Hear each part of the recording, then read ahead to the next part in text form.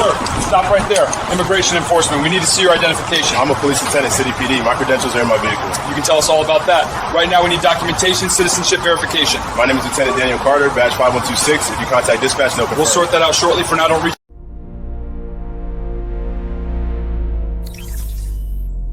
The Chevron on Bell Road was moderately busy when it happened. Tuesday afternoon, 3:47 p.m. The kind of Phoenix heat that turns metal gas pumps into torture devices and makes mirages dance on the pavement. Lieutenant Daniel Carter had stopped for fuel on his way home from a double shift. Still in his civilian clothes, dark t-shirt, jeans, exhaustion written across his face like a police report. He'd just started pumping when two ICE agents emerged from a black SUV with federal plates he hadn't noticed idling near the air station. Their body cams were recording what would become a $7.3 million lesson in constitutional rights. Before we continue, where are you watching from? If this is your first time here, you need to hit that subscribe button.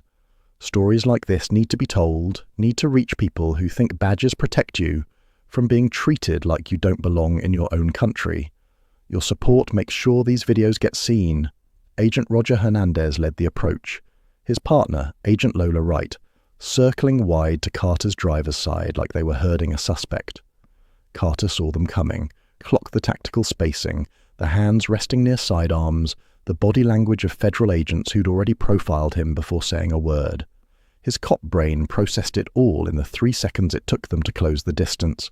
Immigration and customs enforcement patches visible on their vests. Eyes locked on him like he was exactly what they'd been hunting for. He knew where this was headed before Hernandez spoke. "Afternoon, sir."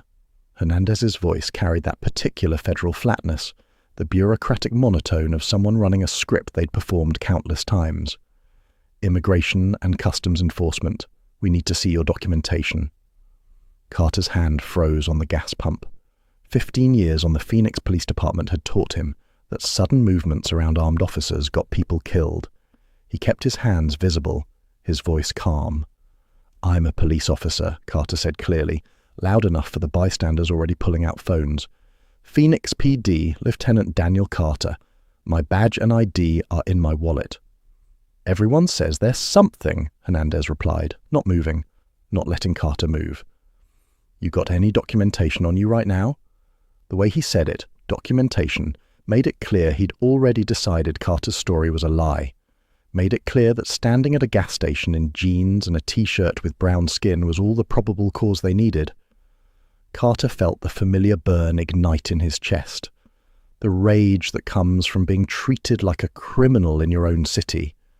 At a gas station you've stopped at 100 times, after working overnight to protect people who don't even see you as fully American. "My wallet's in my back pocket," Carter said, every word measured. "My Arizona driver's license and Phoenix Police Department ID are inside. If you call my precinct, they'll verify my identity." "We'll verify everything once we've established your status," Hernandez said, his tone dropping 10 degrees into pure ice. The unspoken threat hanging in the superheated air. "You're coming with us whether you cooperate or not. I need you to provide proof of immigration status now, or we'll have to detain you for processing." Wright had shifted to Carter's left, Hernandez holding center, the triangle formation tightening around him like a net. Carter recognized it instantly. Containment tactics, the kind you deploy when you think a suspect might bolt or resist. Except he wasn't running. He was standing at pump number 4 in broad daylight, hands visible, trying to explain his identity to federal agents who'd already written their own narrative about who he was based on nothing but his face.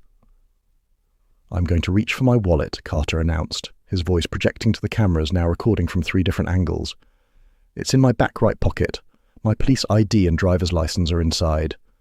"Slowly," Wright warned, her hand visibly tightening on her holstered Glock. Time distorted. Every movement felt like wading through cement. Carter's fingers moved with surgical precision, the same careful, deliberate motions he'd instructed 1,000 civilians to make during traffic stops. "Announce what you're doing. Keep your hands where we can see them. Don't give us a reason." Now he was the civilian, and these agents weren't seeing a decorated police lieutenant. They were seeing a brown man at a gas station who needed to prove he had the right to breathe American air. He produced his wallet, flipped it open with one hand. Inside, his Arizona driver's license with his photo, name, and Mesa birthplace clearly printed, his Phoenix Police Department badge and identification card, complete with his rank, photo, and badge number, Lieutenant Daniel R. Carter, badge number 5026. Carter extended it toward Hernandez, the gold shield catching the afternoon sun. The agent glanced at it for maybe 2 seconds, didn't touch it, didn't examine it. "This doesn't prove your immigration status," Hernandez said, as if reading from a federal manual Carter had never seen. Carter blinked. The words didn't compute. "What?" "We need a birth certificate, passport, or naturalization documents," Hernandez continued mechanically. "Driver's licenses and employment IDs can be fraudulent." "I was born in Mesa," Carter said, disbelief creeping into his carefully controlled voice. "Arizona, 38 years ago. This is my documentation. I'm a United States citizen. I'm a police lieutenant." Wright stepped forward, her face expressionless, carved from ice. "Sir, based on our operational intelligence, we have reason to believe you may be in this country unlawfully. You need to come with us for processing." The word processing detonated in Carter's brain like a flashbang. Processing, like he was cargo, like he wasn't a decorated officer with 15 years of exemplary service, like his badge meant absolutely nothing. An elderly woman at the next pump shouted, "He just showed you his police ID. Are you serious right now?" Hernandez ignored her completely. His hand moved to the handcuffs on his duty belt, and Lieutenant Daniel Carter realized with crystalline clarity that every traffic stop he'd ever conducted, every suspect he'd ever detained, every routine encounter he'd ever had, he was about to experience from the other side, in his own city, at a gas station, for the crime of pumping fuel while black. August 14th, 2024, Phoenix, Arizona, 3:47 p.m. The kind of heat that doesn't just beat down, it suffocates. 112 degrees Fahrenheit, and the asphalt at the Chevron on Bell Road shimmered like water that would never quench your thirst. Lieutenant Daniel Carter's 2019 Honda Accord coughed into the station running on fumes and prayers. 18 hours awake. A double shift covering for Sergeant Morrison's medical leave, knee surgery that couldn't wait another week. Carter's eyes felt like someone had poured sand behind the lids. His uniform sat wadded in a gym bag in the trunk, replaced by civilian clothes that clung to his back with sweat. All he could think about was the cold shower waiting at home, his daughter Simone's evening FaceTime call from ASU, and 12 uninterrupted hours of unconsciousness. The station had that mid-afternoon lull, moderately busy but not packed. A couple inside buying lottery tickets and energy drinks. A long-haul trucker stretching road-cramped legs near the air pump. 2 sedans at opposite ends. Normal, forgettable, safe. Carter didn't notice the black SUV with federal government plates idling near the vacuum station. Didn't register the 2 figures inside, motionless behind tinted windows, watching, assessing, making calculations that had nothing to do with probable cause and everything to do with skin tone and assumption. He pulled up to pump 4, killed the engine, grabbed his credit card from the center console, swiped, selected regular unleaded, unscrewed his gas cap with muscle memory, his mind already home. That's when the SUV doors opened. Both of them, simultaneously, synchronized like they'd done this 1,000 times before, and Lieutenant Daniel Carter's nightmare began. They moved like wolves closing on prey. Agent Roger Hernandez emerged from the passenger side, mid-40s, athletic build hardened by 15 years with ICE, his hand resting with practiced casualness near his sidearm. His partner, Agent Lola Wright, circled wide from the driver's side, early 30s, former Border Patrol, carrying that hungry energy of someone with something to prove and a quota to fill. Carter's cop brain catalogued it instantly. Textbook containment formation. Cut off escape routes. Control the geometry. Establish dominance before the target even knows he's a target. He'd deployed this exact tactic dozens of times on felony stops. "Afternoon, sir." Hernandez's voice carried that flat official tone, bureaucratic steel wrapped in false courtesy. "Immigration and Customs Enforcement. We need to see your documentation."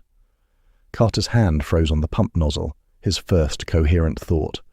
There's been a mistake. They've got the wrong person. "I'm sorry, what?" he said. fighting to keep his voice steady, professional. Wright stepped closer, her hand now visibly gripping her duty weapon. Not drawn, but ready. Your identification, immigration status now. The word now landed like a fist to the sternum. Not a request, a command, an ultimatum delivered with the full weight of federal authority.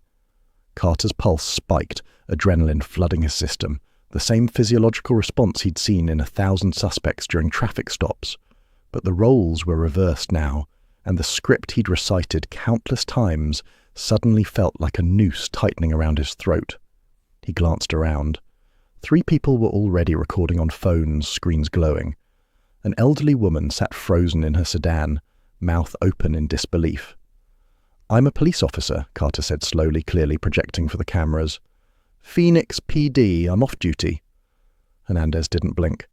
"That's not what I asked." Carter's training screamed at him through the fog of disbelief. "Announce every movement, keep hands visible, de-escalate. Asterisk." "I'm going to reach for my wallet," he said, his voice loud enough to carry to every recording phone. "It's in my back right pocket. My police ID and driver's license are inside." Slowly, Wright warned, her hand visibly tightening on her Glock. Time distorted. Every second stretched into an eternity. Carter's fingers moved with surgical precision. No sudden movements. No misinterpretations that could end with him face down on burning asphalt or worse. He produced a black leather wallet, flipped it open with one hand, movements deliberate as a bomb technician's. Inside, his Arizona driver's license with his photo, and Mesa birthplace clearly printed. His Phoenix Police Department badge and ID card, complete with his photo, rank, and badge number. Lieutenant Daniel R. Carter, badge number 5026. He extended it toward Hernandez, the gold shield catching sunlight. The agent barely glanced at it. 2 seconds, maybe less. "This doesn't prove your immigration status," Carter blinked. The words didn't compute. "What?" "We need a birth certificate, passport, or naturalization papers," Hernandez said mechanically, like reading from a federal manual. "I was born in Mesa," Carter said, disbelief bleeding into his carefully controlled voice. "Arizona. This is my documentation. I'm a U.S. citizen. I'm a police lieutenant." Wright stepped forward, her face carved from stone. "Sir, we have reason to believe you may be in this country unlawfully. You need to come with us for processing." Processing. The word detonated in Carter's brain. Processing. Like he was cargo. Like he wasn't a decorated officer who'd bled for this city. A bystander shouted, "He just showed you his ID. He's a cop." Hernandez ignored them completely. His hand moved to his handcuffs. "Stop." Carter's voice cut through the desert heat with command authority, the same tone he used to freeze suspects mid-fight, mid-flight, mid-anything. "You do not have probable cause to detain me. I've identified myself. I've shown valid state-issued identification. Under the Fourth Amendment, I am not required to provide you with additional documentation without reasonable suspicion of a crime." He was reciting law now, the same constitutional principles he'd sworn to uphold 15 years ago. The irony burned hotter than the pavement beneath his feet. "I'm invoking my rights," Carter continued, louder now, projecting to every recording phone, every witness. "I do not consent to this search or seizure. I am a peace officer in the state of Arizona, and you are violating my civil rights." Hernandez's jaw tightened. For a flicker of a second, Carter saw doubt cross the agent's face, a hairline crack in the federal armor. But Wright stepped in, her voice dropping to glacial ice. "Sir, if you resist, we will use force." The threat hung in the superheated air like a noose. Carter knew what came next. He'd been on the other side of this dance 1,000 times. He could resist, could reach for his concealed Glock, identify himself more forcefully, make them understand. But he also knew, with bone-deep certainty, how that ended for black men in confrontations with law enforcement, even when they were law enforcement. So he made a choice that would haunt him for months. He complied. "I'm not resisting," Carter said, his voice cracking with fury and helplessness. "But I'm telling you, you're making a mistake, and every second of this is being recorded." Hernandez moved behind him. "Hands behind your back." The metal handcuffs bit into Carter's wrists with a familiar click, a sound he'd made 1,000 times, now weaponized against him. They didn't read him his rights, didn't explain where they were taking him, didn't let him secure his vehicle or retrieve his phone from the center console. Wright grabbed his left arm, Hernandez's right, and they marched him toward the SUV like a perp walk, the kind Carter had orchestrated dozens of times for actual criminals. His mind raced through the logistics spiraling out of control. His car unlocked, gas pump still running, $87 worth of fuel flooding into the tank, keys dangling in the ignition. His service weapon holstered on his hip. They hadn't even searched him properly. "My vehicle," Carter protested, twisting to look back.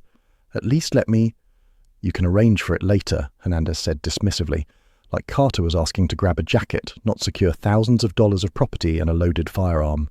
They shoved him into the back seat, no gentle hand on the head protecting from impact, no courtesy extended to a fellow officer. His shoulder slammed against the doorframe hard enough to leave a bruise. The door closed with a heavy thunk, sealing him in a cage that reeked of sweat, fear, and institutional indifference. Through the tinted window, Carter watched a small crowd gathering. A woman was shouting at the agents, her voice muffled but furious. Someone else had a phone to their ear, probably calling 911, the irony not lost on Carter.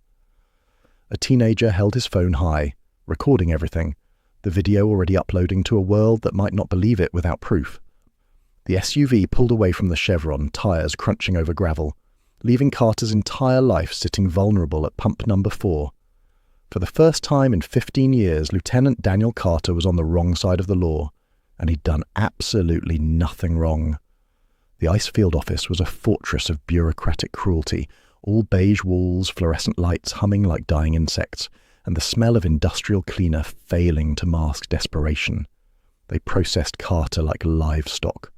Fingerprints rolled across digital scanners, mugshot taken under harsh white light, front and profile like any common criminal, belongings confiscated and catalogued, wallet, keys, belt, phone.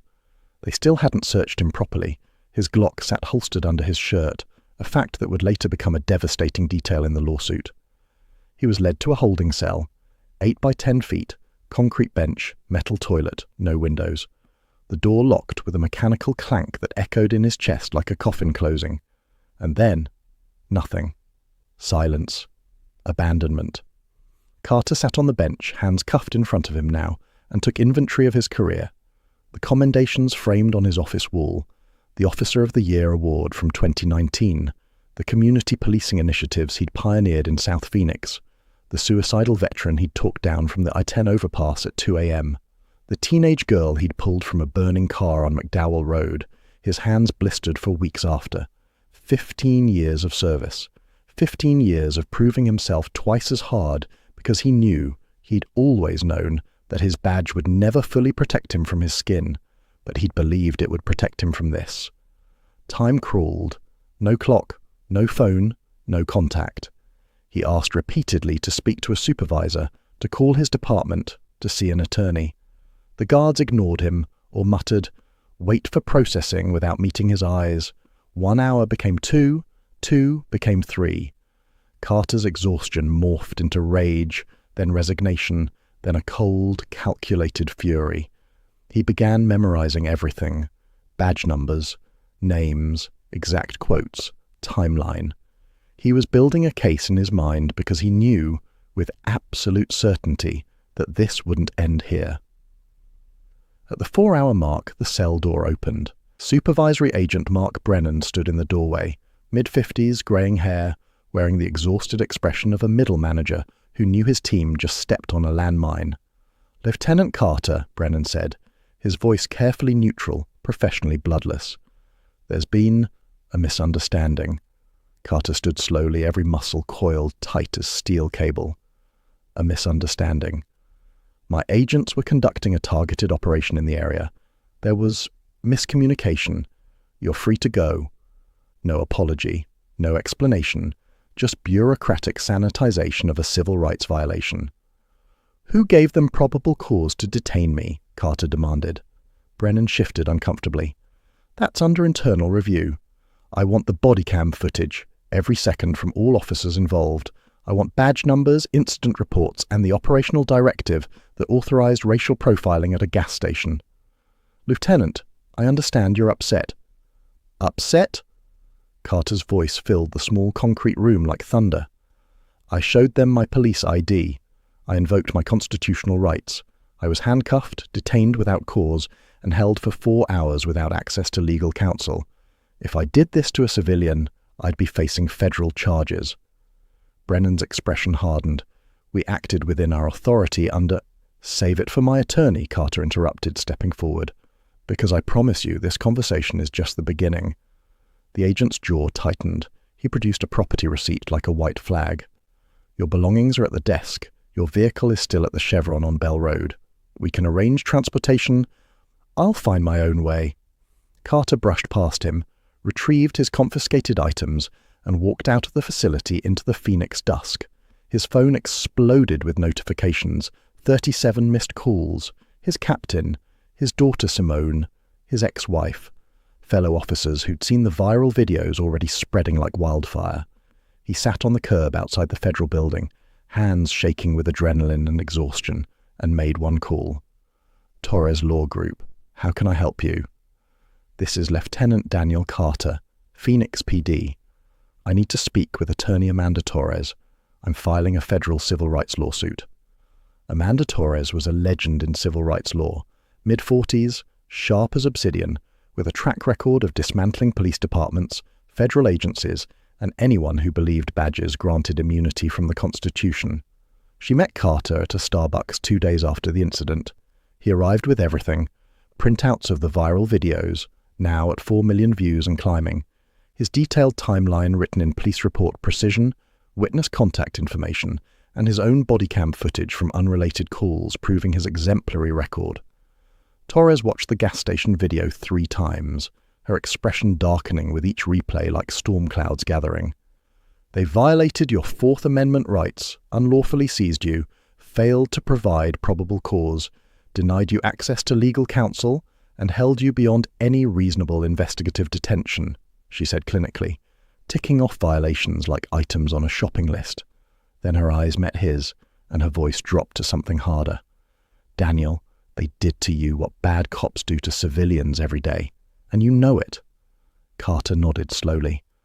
That's why I can't let this go.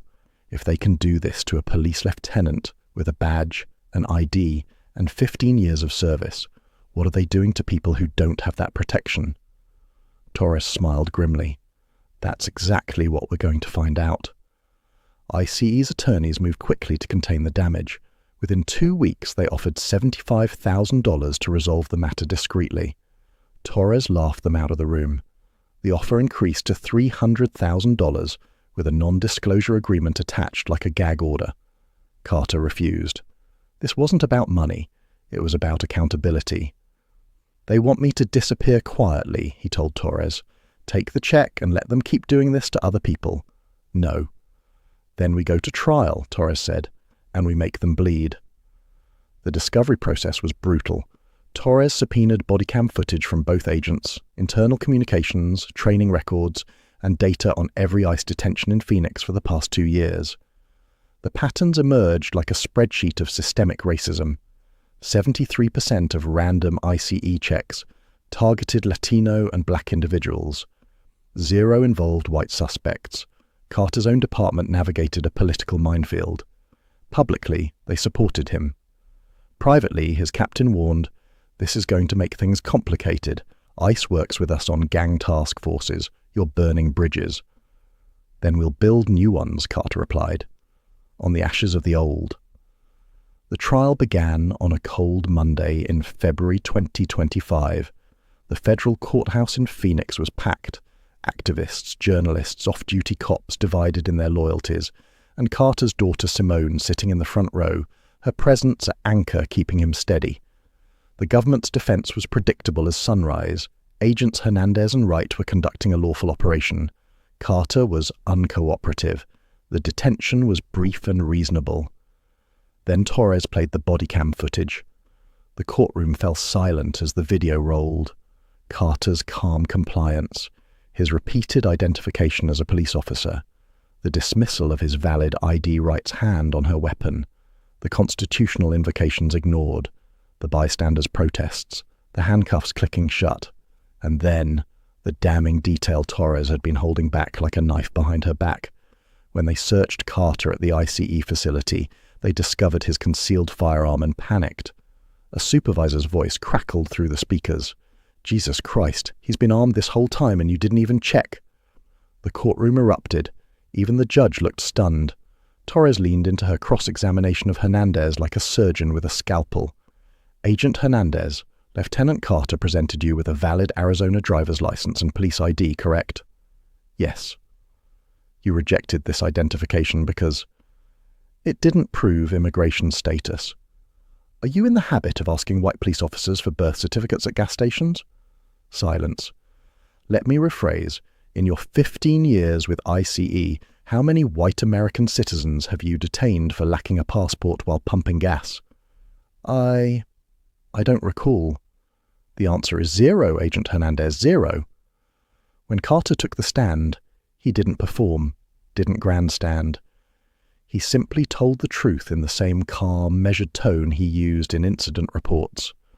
"I've spent 15 years enforcing the law," he said, his voice steady as bedrock. "I've detained people. I've made arrests. I understand the weight of that authority. But I also understand the Constitution I swore to uphold. And on August 14th, those agents didn't just violate my rights. They violated everything I believe this badge stands for." He looked directly at the jury. "If this can happen to me, with all my training, my credentials, my knowledge of the law, imagine what happens to people who don't have those protections. That's why I'm here. Not for money, for accountability." The jury deliberated for 6 hours. They returned with a verdict that made national headlines: $7.3 million in damages. Policy reforms mandated across ICE operations nationwide. Agents Hernandez and Wright terminated and banned from federal law enforcement. Carter stood on the courthouse steps, Simone at his side, as reporters shouted questions. Torres fielded most of them, but Carter took the microphone for one final statement. "This verdict isn't just about me. It's about every person who's been profiled, detained, or dehumanized because someone in power decided their skin color was probable cause. The law is supposed to protect everyone equally. Today, a jury reminded this country what that actually means." He didn't smile, didn't celebrate, because he knew the fight wasn't over. But for one moment, under the Arizona sun, Lieutenant Daniel Carter felt something he hadn't felt since that gas station parking lot: vindication.